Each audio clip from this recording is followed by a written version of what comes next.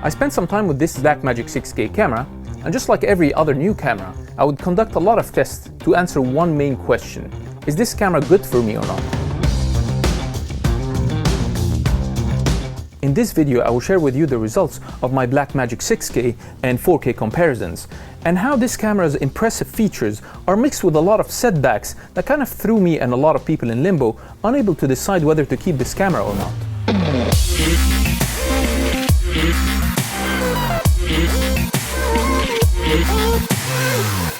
First, let's break down the three main selling points of the BlackMagic 6K. The first obvious one is the 6K resolution, which is a great step forward. Keep in mind that this is not the first camera to announce a 6K recording. Remember the Panasonic S1H that was announced last May? They said it will host 14 plus stops of dynamic range, 6K at 24 frames per second, 10-bit color depth. BlackMagic would lose on both fronts of the full frame and the dynamic range, at least on paper, but pretty much wins everywhere else. I assume Panasonic are probably a little bit pissed off right now, especially with the price tag of $4,000 compared to almost $2,500 for the BlackMagic. They're probably banked now on the full frame capabilities of the S1H, which could be the deal breaker for some of the BlackMagic potential customers. Super 35 sensor. That decision is a little bit debatable, because it places the camera in the realm of the pro video cameras that was the standard for like 70 years now. Keep in mind that the full frame look was almost exclusive to photography. The 5D revolution is probably what paved the way 10 years ago for the full frame to become the new thing in film. And finally, the EF mount. I can boldly say that this is not the wisest decision in 2019. There's no simple answer to this, so stay with me till the end of the episode and I'll tell you why in details. So first, I want to show you what I discovered while testing the camera. I guess 6K and 60 frames per second were a bit of a smoke screen and distraction from the elephant in the room, which is the crop factor. So the crop factor in essence is the sensor's physical size and its resolution, and factoring in the recording resolutions, which in the case of the BlackMagic 6K would crop further into the sensor every time you increase the frame rate, which is what they called windowed. Quick disclaimer before I start. There are different methods used to calculate the crop factor of any sensor. For the purposes of my review, I'm basing my calculations on the diagonal ratio of a standard 35mm full-frame 3:2 sensor. If you want to learn more about crop factors and how they're calculated, I'll leave a link in the description to a detailed article that can help you understand more about this subject. With that said, I feel as a DP and in a real-world scenario, the decimal fraction discrepancy of 0.01 between each method will never affect my decision, but rather I'd trust my eyes to judge the final image projection and use the crop factor value as a guide to whether the sensor fits my style of shooting or not. With that out of the way, let's dive in. So to have a proper crop factor comparison, here's my method. First I got the BlackMagic 6K and I shot in both codecs, the BlackMagic RAW and the ProRes, simply because each one gives you a completely different set of options. So for the BlackMagic RAW you have the 6K full, the 6K 2.4:1 windowed, the 5.7K windowed, the 2.8K windowed, which is for the 120 frames per second high-speed shooting. Then I would go to the ProRes, which has the Ultra HD sampling the full sensor, the 4K sampling 5.7K of the sensor, and three full HDs formats, one of them sampling the full sensor, the other is sampling 5.7 of the sensor, and the third one is sampling 2.8 of the sensor. And that's also if you want to shoot 120 frames. Now for the BlackMagic 4K, the BlackMagic RAW and the ProRes are pretty much giving you identical results in terms of frame size and crop factor, so I'm just gonna shoot in BlackMagic RAW. I was matching the codec's compression with the BlackMagic 6K, which is the constant bitrate 3:1, and of course it's a much simpler setup with a 4K DCI sampling the full sensor, the Ultra HD, which is a windowed mode, the Full HD, which is also another windowed mode. Now for the lenses, I chose the Sigma 50mm 1.4 art series set to 2.8, and for the BlackMagic 4K, the only 50mm I have that fits into the Micro Four Thirds mount is the Lumix 35-100 zoom 2.8. Of course I set it to 50mm f2.8 as well to match the Sigma 50mm. Keep in mind here I'm only testing the field of view, so the quality coming out of the lens is not the issue right now. Then I'm gonna spice things up with adding a Metabone adapter. First one would be the Metabone Ultra 0.71, matching it with the same Sigma 50mm 1.4 that is set to 2.8. Then I'm gonna swap it with a Metabone XL 0.64 while keeping the same lens of course. Okay, so here's the first test, the BlackMagic 6K with a Sigma 50mm shooting RAW.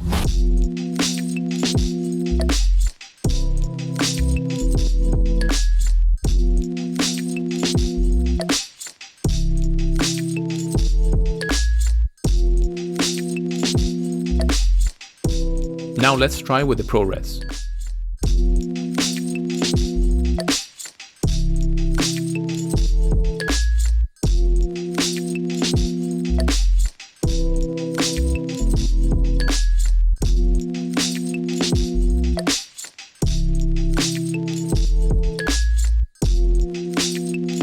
Now moving forward with the BlackMagic 4K, using the 35-100mm lens that is set at 50mm of course, and shooting in BlackMagic RAW.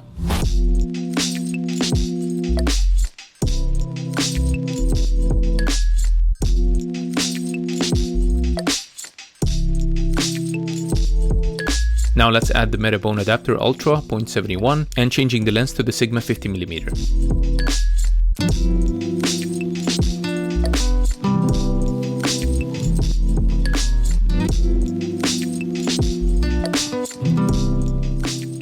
And finally, we're swapping the Metabones Ultra with the XL 0.64.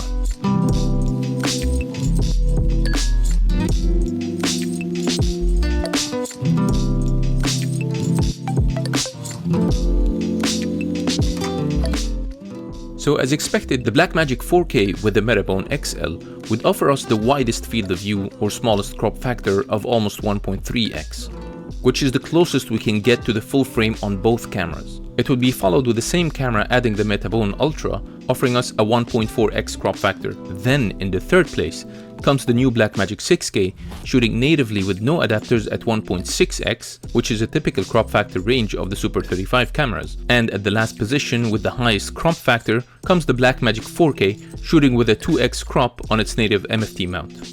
But here's an important side note. Even though the Metabone is offering you a wider field of view, keep in mind that you're putting glass between your sensor and your lens. So no matter how expensive or great your lens is, it will still pass through the glass of the Metabone. And the Metabone is not a perfect glass in the end of the day. It will definitely change a little bit of the characteristics coming from the lens. So for sure shooting natively is a better choice, but again, if you're okay with this small shift that's gonna happen with the Metabone, then definitely the BlackMagic 4K will give you a considerable wider field of view than the BlackMagic 6K. Now the image quality. So using the same setup of the BlackMagic 6K, I couldn't properly conduct this comparison.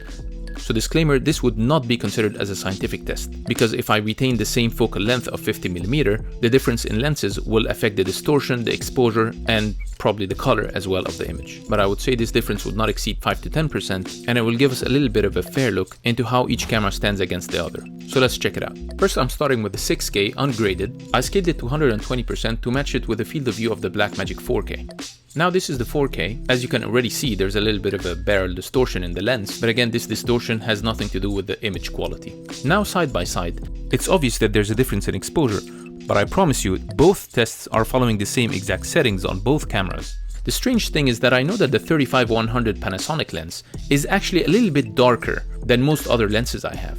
Again, I know that these are not the same lenses, but still I know them by heart, and I was not expecting this. So since the BlackMagic 6K has a little bit of a higher tolerance into the highlights, probably it's kind of crushing things down a little bit in the midtones and the blacks. But from the looks of it, I do love the gamma curve in the BlackMagic 6K. You can see how the midtones and the highlights have a much nicer roll-off. They're kind of balanced, less contrasty than the 4K.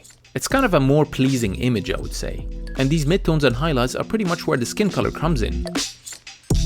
Now if I scale things to 400%, and of course the 6K would be scaled to 480% to match the field of view, you can see with the high resolution in the 6K, you get a higher signal to noise ratio, which makes the 6K have less perceivable noise. So now the 4K looks a bit noisier and less pleasing than the 6K image. Also looking at the BlackMagic 4K, I feel it has more colored noise versus the monochromatic noise that you can find in the 6K. So we can kind of use the cliche of a more organic looking noise that is more of a grain than noise, while the 4K has a little bit of a digital noise, especially that I can also see a little bit of a fixed pattern noise here, which is expressed by the horizontal noise lines that would spread all over the image. Now I'm just applying a basic grade into the 6K, and of course since the image looks a little bit different, it took me some work to come up with a luma curve that would match only the luminance levels of the 4K to the 6K. I intentionally tried to match the luma levels only, so I can see if there's any color difference between both cameras. Now putting them next to each other, you can see that the 6K has a little bit of a warmer tone as well. I didn't want to mess around much with the colors to kind of see what comes out of the sensor. And I don't think this color shift would be the result of those lenses that I have. But again, this would call for further testing. In all cases, having this warmer tone in the BlackMagic 6K would truly look better on a skin tone than on the 4K. And finally, testing the depth of field. On the camera's page, BlackMagic was claiming that you'll get a shallower depth of field on the 6K. I believe what they meant to say is you want to use lenses with longer focal lengths with the 6K to match the same field of view on the 4K, and as we know, lenses with longer focal lengths will result in a shallower depth of field. So in my case, and all of EF Lenses owners, you will simply use the same lenses you own on both cameras, which also means you're already using an adapter on your BlackMagic 4K. In the test, I'll use the 50mm lens, opening it to its widest aperture of 1.4 and use the Metabone Ultra, then swap it with the Metabone XL. Another disclaimer, if you're using adapters or as we call them speed boosters that contain lenses such as the Metabones, you're effectively changing the properties of the lenses you attach to them. So the reason why I'm conducting this test still is simply for me to see how my current BlackMagic 4K configuration of lenses and speed boosters will stack against those same lenses on the BlackMagic 6K, and whether I'll get a shallower depth of field or not. So I'm starting off with the BlackMagic 6K on a 50mm. As you can see, it has a very nice soft bokeh in the background. But as I move to the BlackMagic 4K with the Metabones XL, you'll see that the bokeh size is slightly bigger, which, as I mentioned, that speed boosters alter the focal length of the lens with perceived shallower depth of field. Now the thing that I wasn't expecting is the Metabones Ultra bokeh size is actually the biggest of the three, which doesn't make much sense honestly, but still the conclusion is if you add Metabones to your lenses, you will get a slightly perceived shallower depth of field than if you put the same lens without any adapters on the 6K.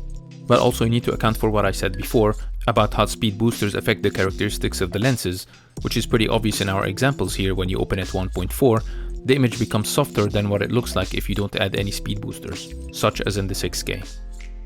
So with those tests in place, and after fiddling a little bit with the camera, there are important things to consider before picking this camera over the 4K. First thing is that you don't have 4K RAW recording. I assume there won't be any in the future, since RAW means unprocessed, which means sampling a 1:1 pixel resolution, or as they call it, windowed mode, which means to shoot 4K RAW, you need to window the sensor and only record the 4K portion of the 6K sensor, which, after some calculations, you'll be cropping 2.61x. Let me just use a clip and show you how it could look like on the camera. So imagine that this is your field of view while shooting at 6K. If you swap to 4K RAW recording, this is the new framing you'll get.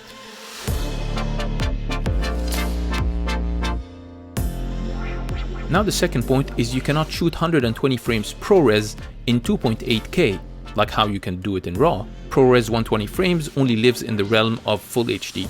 I assume this would need a processing power the camera just doesn't have to record that much data and transcode it from RAW in real time. Also, there's no 6K ProRes. I'm not surprised from that. First, I thought this would be due to the processing limit of the camera, but Red cameras have the same quirk. Now this point is more of an FYI, just for you to know that all the ProRes codecs are downsampled from 6K, 5.7K and 2.8K, that the BlackMagic 4K is a 1:1 sampled pixel. It only adds the ProRes compression to the 1:1 pixel ratio. You need to know the crop factor of the 6K is between 1.6 and 3.4x, and you don't have much options for speed boosters or adapters due to the limitation of the lens mount. There's only this Luke adapter company I mentioned in my previous video, but I'm not sure how good they are or anything. So I would love to hear if any of you guys tried them on the Ursa Mini, and if you did any technical tests to compare it with and without. This goes back to the same concern I had before of adding glass between the sensor and your lens. With that said, this is another reason why the EF is not the best mount choice. Also, we know the 6K is twice the price of the 4K, even though it's still pretty low for what it offers compared to the market, but still, you can buy two 4Ks for the same price of one 6K. I assume this hike in price is due to the stronger processor, and from the testing that we did now, probably it's a different sensor as well. The 6K has better highlight roll-off, which in turn makes the image slightly better and generally more pleasing right off the sensor compared to the 4K. But if you're planning to color correct and grade in post, which I assume everyone will, then the difference is very manageable in my opinion.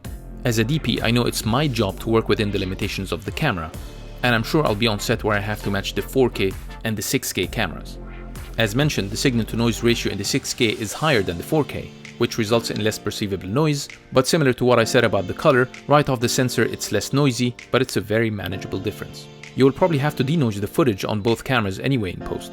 I'm actually working on an episode to talk about this in detail. Finally, there's a slight color shift between the 4K and the 6K. The 6K, as we saw, has a little bit of a warmer tone to it, which could work in favor of the skin tones. So this is just to keep in mind if you're planning to buy a 6K as an A or B cam to your 4K, you need to know that you'll have to do a minimal amount of both color and luma matching in post. Again, a very manageable difference, nothing to worry about. So in conclusion, if you really want to get the best out of this camera, then you're compelled to shoot in RAW. Now let me tell you about the 6 key features missing from the 6K that could have made this camera close to the holy grail for all DPs and filmmakers. So first thing is having a full frame sensor. We already saw the Panasonic S1H, which jumps straight to full frame from their MFT sensor in the GH5. So why did BlackMagic take this middle step into the Super 35 realm? The 6K would have made a lot more sense if it was a full frame camera. This way your windowed version will potentially give you a Super 35 field of view in 4K, and it would record a 1:1 pixel ratio without any downsampling. That's kind of similar to the Super 35 mode in the Sony A7 cameras, offering you a Super 35 crop with a click of a button. The second thing, a brighter flip screen, since their screen has proven to be impossible to use outdoors on a sunny day. And of course with a flip screen, in most cases you won't need to add another monitor, saving an average of $500 plus, which I would gladly offer BlackMagic if they add this feature. As you already know, there's a Chinese hack that can offer you the flip screen part, but not the brightness of the screen. And of course no need to mention the problems that we're all having with the battery life.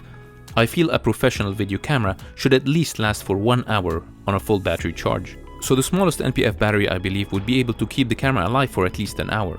Again, those batteries are pretty much the standard in all pro video cameras. I would also wish to have more mounting points, especially if I'm going guerrilla mode and I don't need that case to grab the attention. I also wish for more customizable buttons. These could be physical buttons, maybe on the left side of the camera, or simply give us the option to customize the iris and focus buttons on the right, which I assume many of us are not using, especially when using manual cine lenses.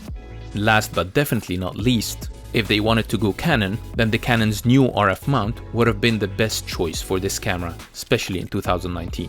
So the RF is a full frame lens mount. You can buy the simple EF to RF mount. What I feel is a better option of an adapter with a drop-in filter. This way you can add a variable ND or polarizer filters behind the lens, just like in the Alexa Mini or Canon Cinema lineup, which was a major selling proposition for their EOS R cameras. Keep in mind that this mount's revolutionary design has been picked up by Red in their new Komodo camera they've been teasing us with for some time now, which comes as a proof of the awesome potential of this mount.